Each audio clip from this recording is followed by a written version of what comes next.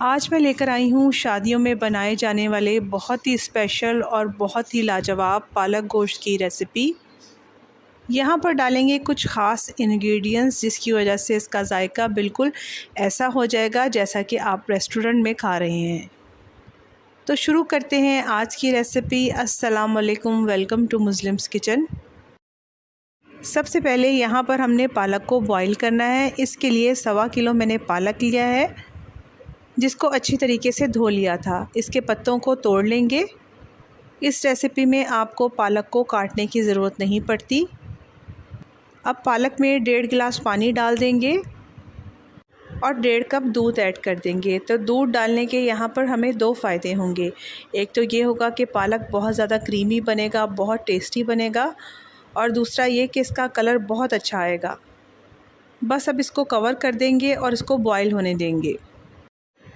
यहाँ पर पालक बॉईल हो चुका है। अब इसको ठंडा कर लेंगे और ब्लेंडर जग में डाल लेंगे। थोड़ा सा दूध वाला पानी भी शामिल कर देंगे और बाकी पानी को हम गोश्त के अंदर शामिल करेंगे। यहाँ पर पालक का बिल्कुल पेस्ट नहीं बनाएंगे, थोड़ा सा इसको थिक रखेंगे। पालक को रेस्टोरेंट जैसा टेस्ट देने के लिए सबसे पहले इसको फ्राई करेंगे। तो यहाँ पर मैंने थोड़ा सा ऑयल डाल दिया है, तकरीबन 5 टेबल स्पून। इसके बाद इसमें पालक डाल दूँगी। तो पालक को यहाँ पर फ्राई करना है जब तक इसका पानी खुश्क ना हो जाए।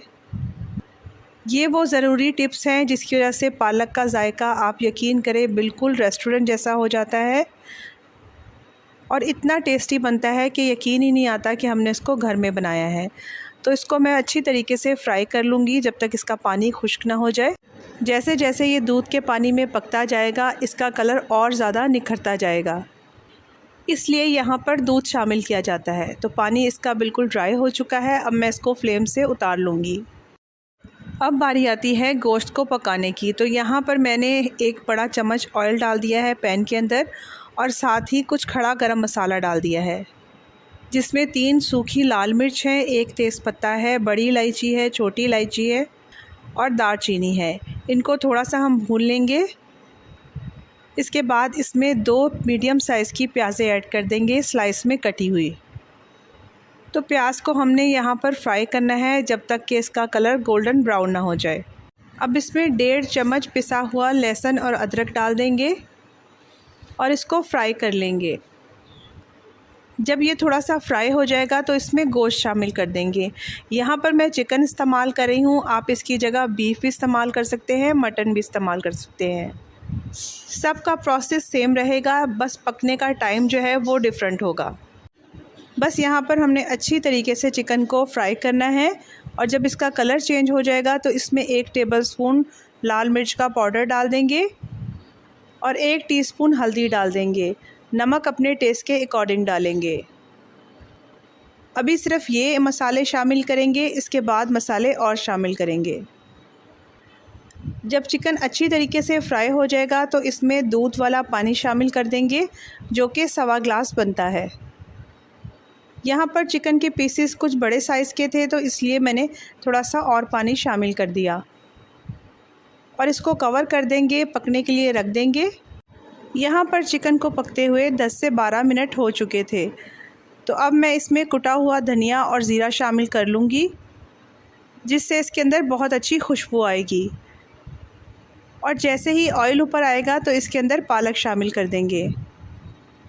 शादियों में जो पालक गोश्त बनाया जाता है इसमें टमाटर और दही बिल्कुल शामिल नहीं करते क्योंकि इससे जायका बिल्कुल चेंज हो जाता है। तो बस इसको अच्छी तरीके से मिक्स करके इसको कवर कर दूंगी और लो फ्लेम पर रख देंगे 5 से 6 मिनट के लिए। अब इसमें डालेंगे 1 टेबलस्पून चिकन पाउडर और ½ टीस्पून चाइनीज़ सॉल्ट। थोड़ा सा धनिया डाल देंगे और इसको मिक्स कर लेंगे। ये 2 वो ख़ास इंग्रेडिएंट्स हैं जो रेस्टोरेंट वाले पालक गोश्त के अंदर शामिल करते हैं और हम सोचते हैं कि जो हम घर में पालक गोश्त बनाते हैं इसका जायका आखिर ऐसा क्यों नहीं होता। इसे डालने के बाद आपका पालक गोश्त नेक्स्ट लेवल का हो जाएगा, बहुत ही मज़ेदार बनेगा। ये डालने के बाद इसको दम वाली फ्लेम के ऊपर रख देंगे 5 से 7 मिनट के लिए। तो इस तरह से बहुत ही लजीज़ और बहुत ही शानदार शादियों वाला पालक गोश्त रेडी हो चुका है। ऊपर से मैंने इस पर थोड़ी सी मलाई डाल दी है। आप यहाँ पर बटर भी डाल सकते हैं। इसे दावतों में बनाएं, पूरी के साथ या बॉयल्ड राइस के साथ या नान के साथ सर्व करें और तारीफ़ें पाएँ। तो देखना चाहते हैं ऐसी ही रेसिपीज़ तो मेरे चैनल को सब्सक्राइब कीजिए, लाइक और शेयर करें। Thank you for watching.